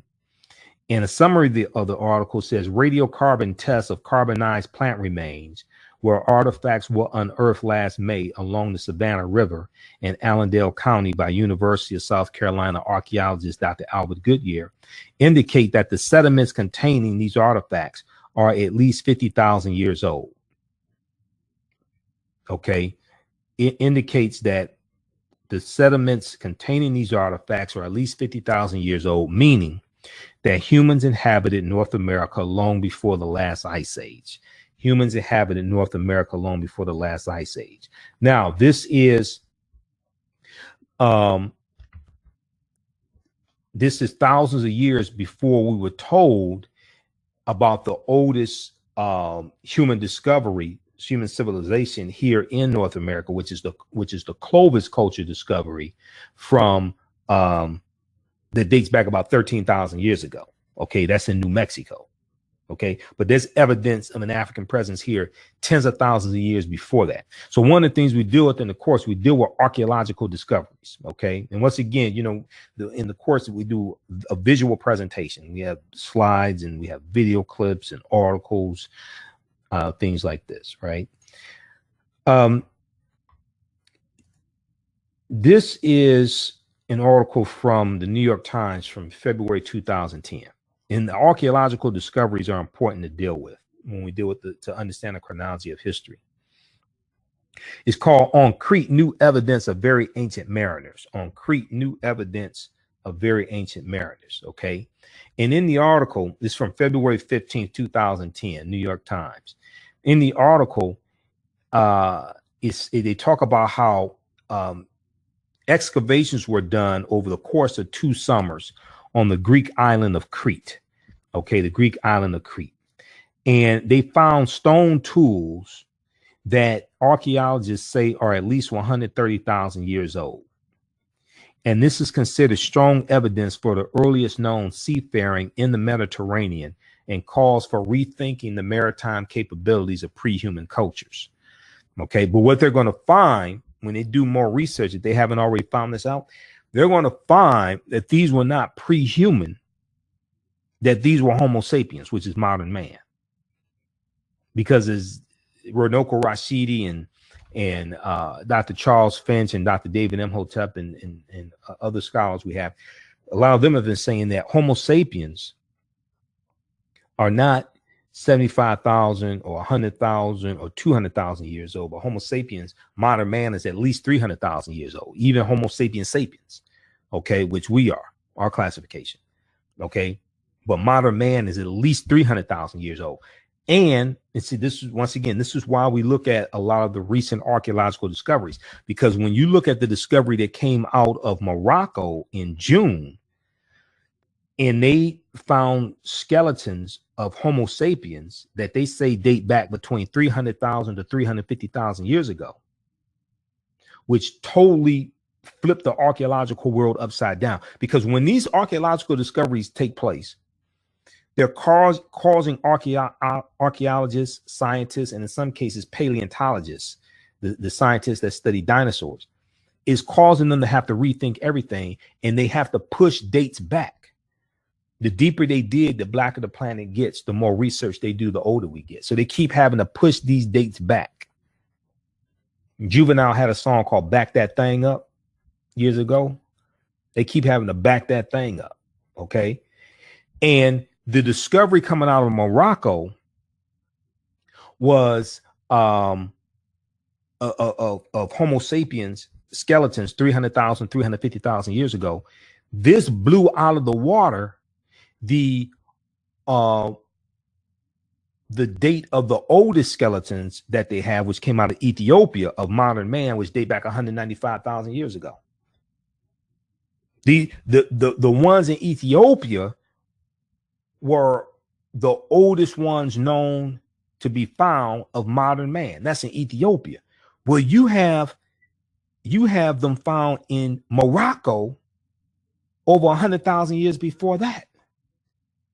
So then it's causing them to have to totally rethink the migration of African people from East Africa into Central Africa, into West Africa. And they have to push dates. They have to push back those dates also. So the deeper they dig, the blacker the planet gets. The more research they do, the older we get. The deeper they dig, the blacker the planet gets. The more research they do, the older we get. So we deal with things like the suppression of the knowledge, in especially dealing with ancient Kemet, ancient Egypt. And we deal with the story of the Druids, right? The Druids in Ireland who are doing battle with the Christian church, the Eastern Orthodox Church, because the Eastern Orthodox Church in 431 AD wants to spread Christianity into Ireland. And the people standing in the way of that are the Druids. And the word Druid in Old Irish means he who knows. And the Druids were dealing with something called the Gnosis, the true knowledge, but they were dealing with a watered down version of teachings coming out of ancient Kemet, ancient Egypt. That in these teachings dealt with realizing the power of the Creator, the power of God that resides in man, and through the attainment of knowledge and spiritual awareness, you elevate your conscious level to fully actualize or fully realize the power of the Creator that exists inside of you, coming from the story of Asar, Arset, and Heru, who the Greeks called Osiris, Isis, and Horus, which is the story of the first Holy Trinity coming out of ancient Kemet. In Heru being born of a virgin birth on December 25th to Aset, who the Greeks call Isis. And these teachings directly conflicted with the Christian church. So in about 432 AD, 431, 432, Pope Celestine I sends a British slave named Patrick into Ireland to convert the population. In the name of Christianity, Patrick's army kills thousands of Druids. And they spread Christianity. They introduced the Latin language, because Latin is dominant at this time. English language doesn't even exist. There's no such thing as English at this time. English comes from the Anglos, who were a group of Germanic people, the Anglos and the Saxons, and they go into Ireland, but they also go into what's later going to be called England. Okay. And this is where the word English comes from Anglos. Okay. And then in 1607, Anglo-Saxons, those descendants of the Anglo-Saxons, or descendants of those, the Anglos and the Saxons were also referred to as barbarians. You're going to see them collectively referred to as Germans, the Anglos, the Saxons, the Jutes, the Lombards, the Picts, the Alans, the Franks. You'll see the Vandals, the Visigoths. You'll see them referred to collectively as Germanic people or barbarians. Okay. And then we know the Anglo-Saxon rule of England ends in 1066 AD at the Battle of Hastings. That's when the Anglo-Saxon rule ends, and then Philip of Normandy, who was French, takes control of England. So when you study the Anglo-Saxon rule of England, it ends in 1066 AD with the Battle of Hastings. Okay, so we deal with this type of history because you have a series of historical events that lead up to the transatlantic slave trade happening.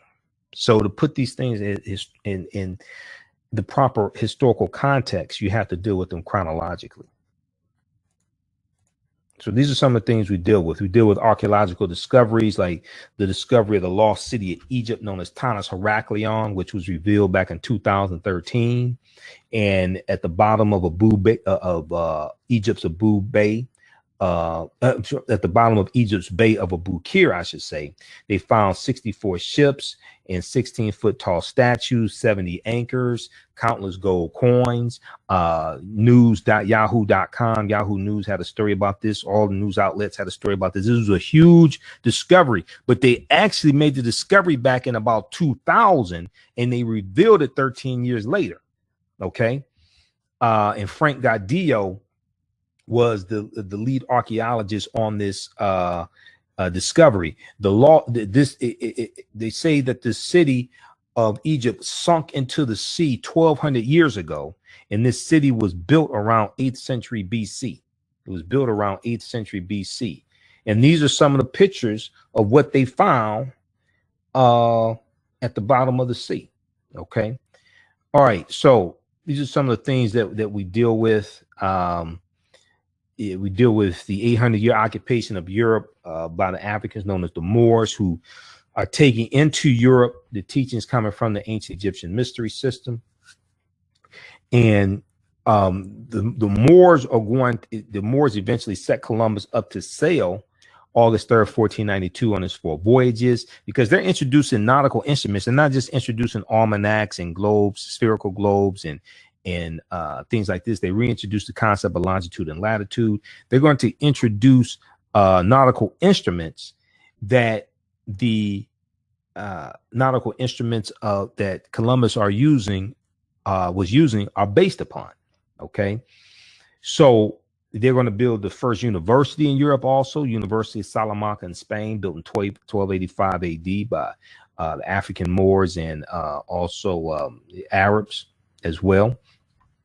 So we have to deal with these things chronologically. Okay, and the Moors are going to, lay the foundation for Freemasonry. The teachings they take into Europe lay the foundations for Freemasonry. You're going to have the Poor Knights of Christ, formed in 1118 AD, who become known as the Knights Templar, right, during the Second Crusades. And when they're disbanded over the course of some years, we know October 13th, 1307 in France, Jacques de Molay and his group of Moors, Knights Templar are rounded up and tortured, and many are killed. They're going to be disbanded. And then subsequent years, other Knights Templar are going to be disbanded. Those teachings go underground, and they're going to resurface as the Scottish Rites of the Freemason and the Rosicrucians, these other European secret societies. Okay, but they're dealing with watered down teachings coming out of ancient Egypt, ancient Kemet. And then 50 of the 56 signers of the Declaration of Independence were Freemasons. And they're dealing with principles coming out of ancient Egypt. And so when you see the Washington Monument, which is 555 feet tall, that is a Tekken, a symbol of resurrection, coming from the story of Asar, Aset, and Heru. And you had about 1,200 Tekkenu all throughout Egypt, ancient Egypt.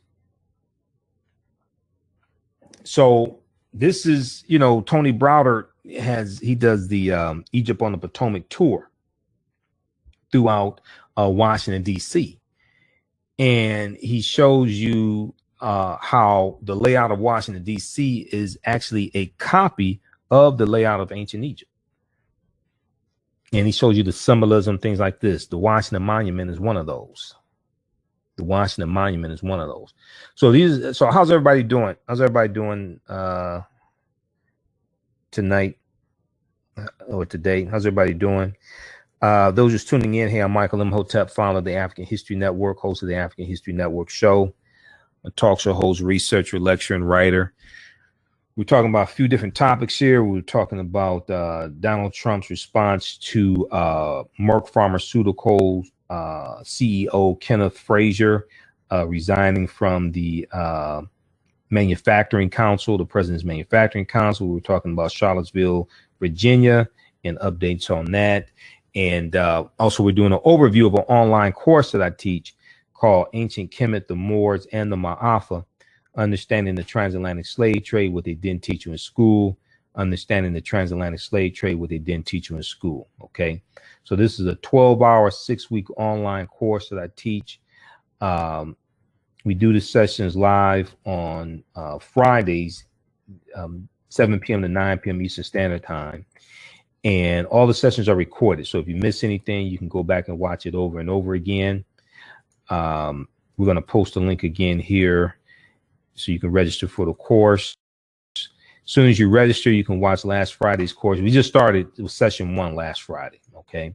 So as soon as you register, you can watch last Friday's course, last Friday's session. And then we have about 20 hours of bonus content for you to watch as well.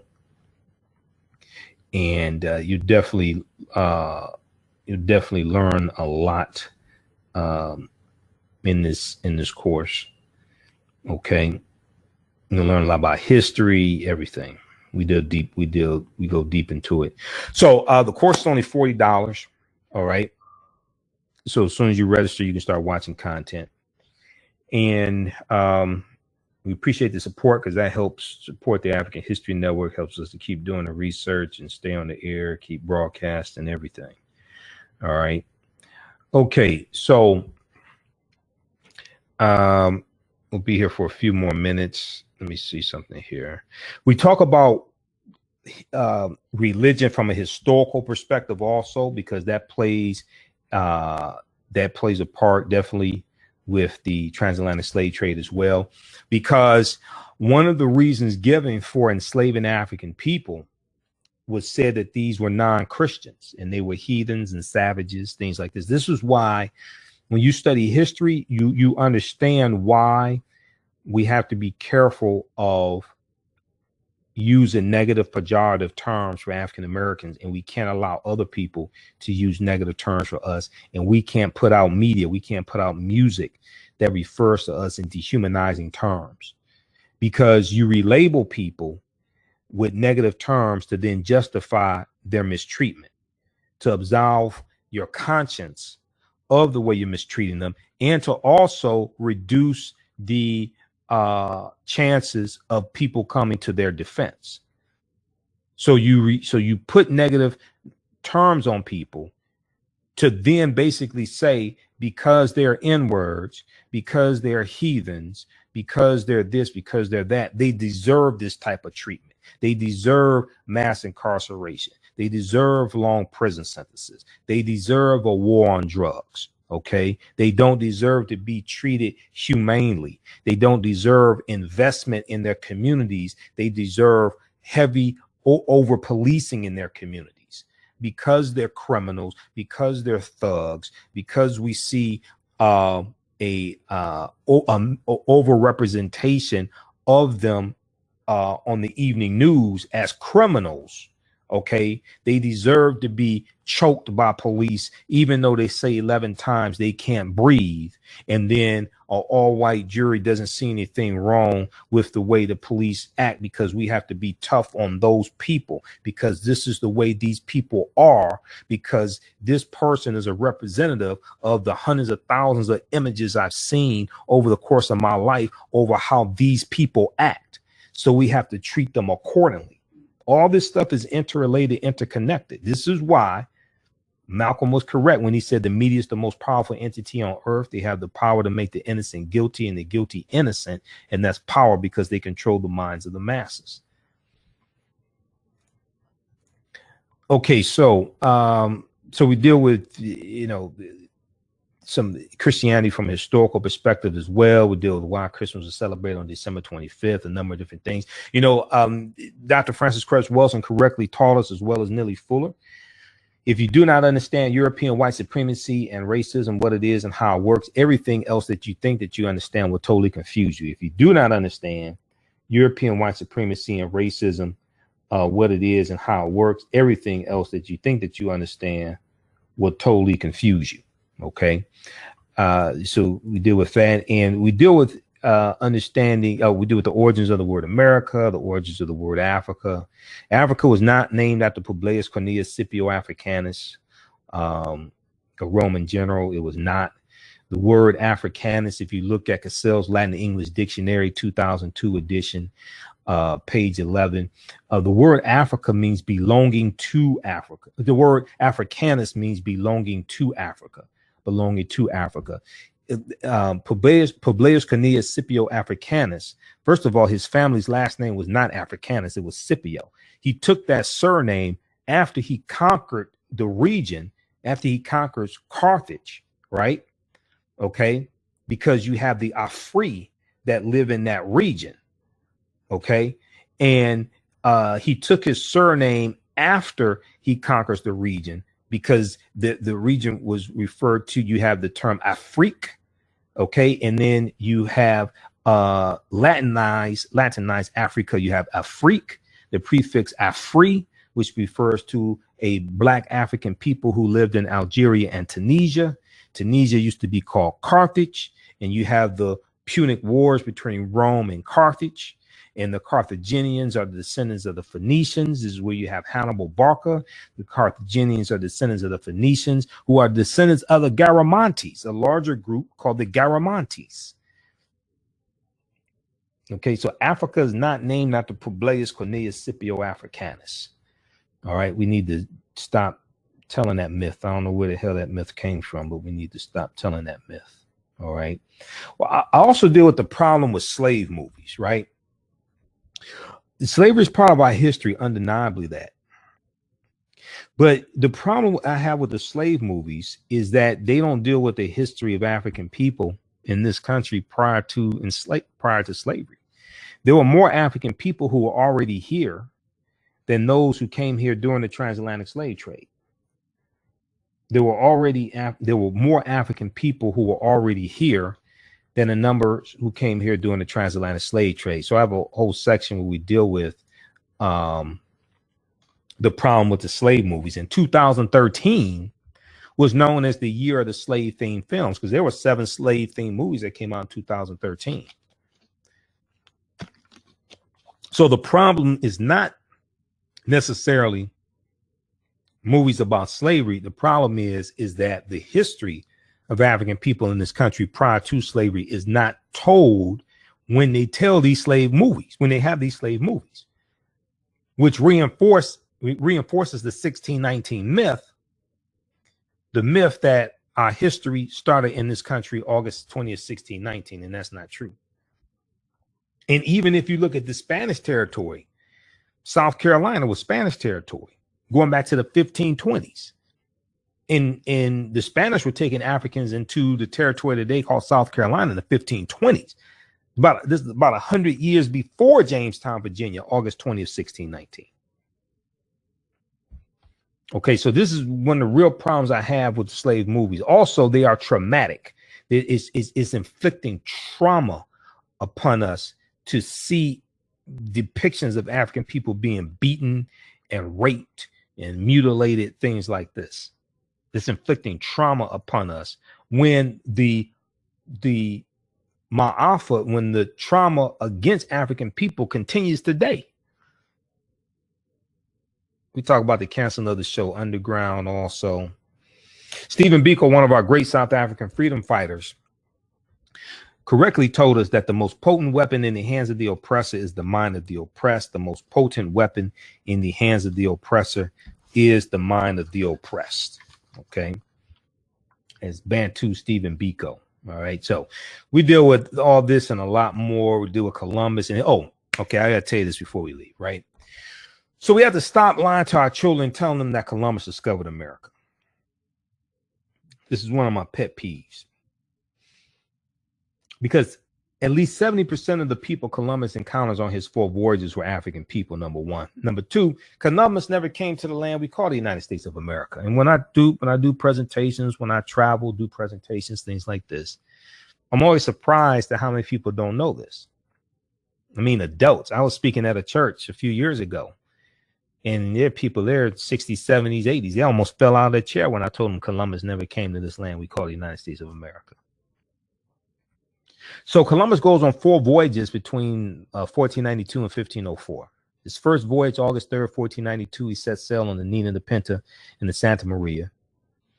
He goes in the Bahamas, what they call San Salvador. He goes into Cuba, Hispaniola, which is later called Haiti, right? And you have the French and you have the Haitian Revolution, 1791 to 1803.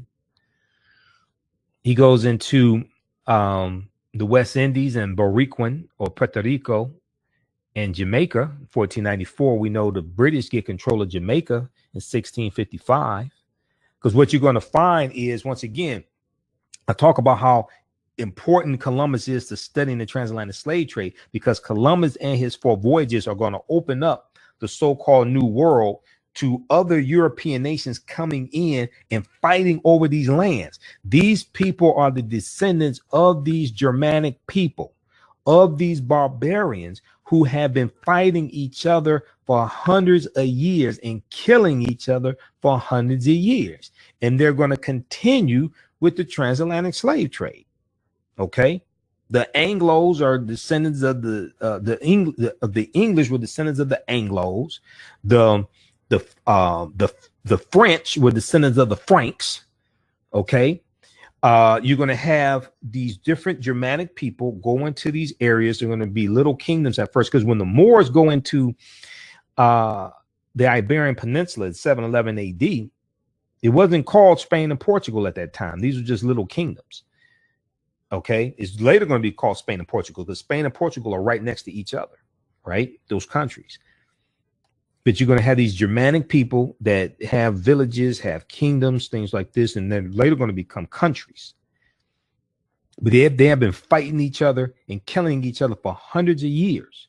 And then we're coming out of the Dark Ages, coming out of the Black Death, the bubonic plague that hits Europe in spurts from 1347 to 1400 AD, and Europe loses between 25 million to 75 million people because of the Black Death, the bubonic plague. They lose 1/4 to 1/3 of their population.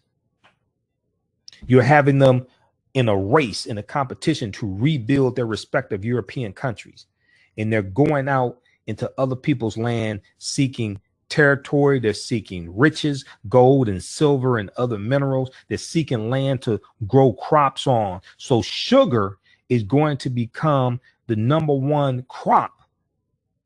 And sugar was king before cotton was king, because the Moors are going to introduce sugar into Europe. They introduce sugar, alcohol, they introduce soap, but they also introduce tobacco. They introduce sugar. Cotton is the other thing. That's what I was thinking of. Cotton as well. So the Moors are going to introduce cotton, sugar, and tobacco into Europe. And these are three of the top five, probably top five crops grown on plantations that you're going to find. And sugar cane, because sugar comes from sugar cane, it has to be grown in tropical areas, warmer climates. The climate in Europe is not conducive to that. But the climate in these areas in the Caribbean and things like that, Central America, is conducive to that. So you're going to find these large sugarcane plantations that are going to be created. And you're going to find them in Cuba. And to this day, one of the top exports out of Cuba is sugar. Okay. And this heavily goes back to the large sugarcane plantations, slave plantations that the Spanish are going to set up in Cuba and Jamaica and Haiti, other places like that. So all this history, you know, history teaches you how to deal with the problems of the past in the present and the future. History teaches you how to deal with the problems of the past and the present and the future. In 1498, he goes into Trinidad and Venezuelan mainland and South America. 1504 goes into Panama and Honduras. Okay. He never comes to the land we call the United States of America. All right. So we deal with a lot. So talk about Hannibal Barca. We do a lot of information there. Okay. So how's everybody doing? How'd you like this type of information? How'd you all like this type of information? We're going to post a link to the online course. You can register for it. Ancient Kemet, the Moors, and the Ma'afa. Understanding the transatlantic slave trade, what they didn't teach you in school. Understanding the transatlantic slave trade, what they didn't teach you in school. This is a 12-hour, 6-week online course that I teach. We deal with thousands of years of history once again. All the sessions are recorded. You can go back and watch it over and over again. We do it normally on Fridays. All right, 7 p.m. to 9 p.m. Eastern Standard Time. And as soon as you register, you can watch the last Friday's session. Also have a session I did the week before that. But last Friday was session number 1. This past Friday, August 11th, was session number 1. Okay. And we have about 20 hours of bonus content you can watch as well. All right, as soon as you register. Okay. So Jolanda said this was awesome. Erica, we love it. Cheryl Ann, love the information. Jen Lisa. Patrick, learn something every time I'm here. You're a vet. Okay. All right, guys. And also, okay, you can visit our website at AfricanHistoryNetwork.com. We have a lot of information there as well. You can read all of my articles there that I write. We have 800 podcasts and episodes of our shows there, about 800 connected to our YouTube channel, Michael Imhotep. So we have about 750 video clips on our YouTube channel. You can order all my DVD lectures. Also, I have about 35 presentations. You can order all of my DVD lectures. We have about 100 titles in total at our website, AfricanHistoryNetwork.com. All right, and that helps us to stay on the air, keep doing research, doing what we do.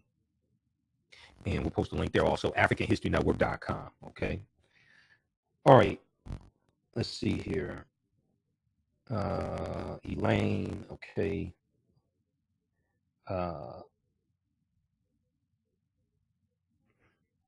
You have who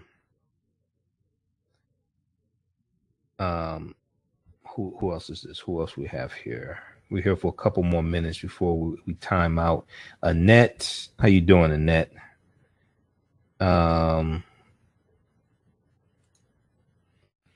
Annette and Franklin, how's it going? How's everybody doing? This is a very challenging weekend, man. This past weekend was just like crazy. This past weekend was just crazy. All right, Elaine. Okay, I thought this was Elaine Riddick. I have talked about you in some of my presentations. Elaine, how you doing, my sister? I'm sending you a friend request right now, Elaine. How you doing?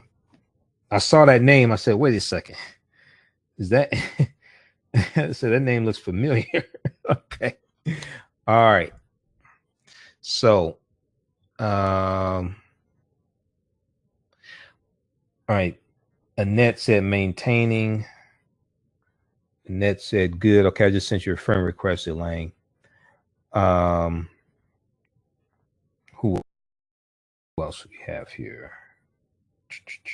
Okay, so those in the Detroit area, this weekend, Charles H. Wright Museum of African American History, Charles H. Wright Museum of African American History. Go to theright.org, WRIGHT, theright.org.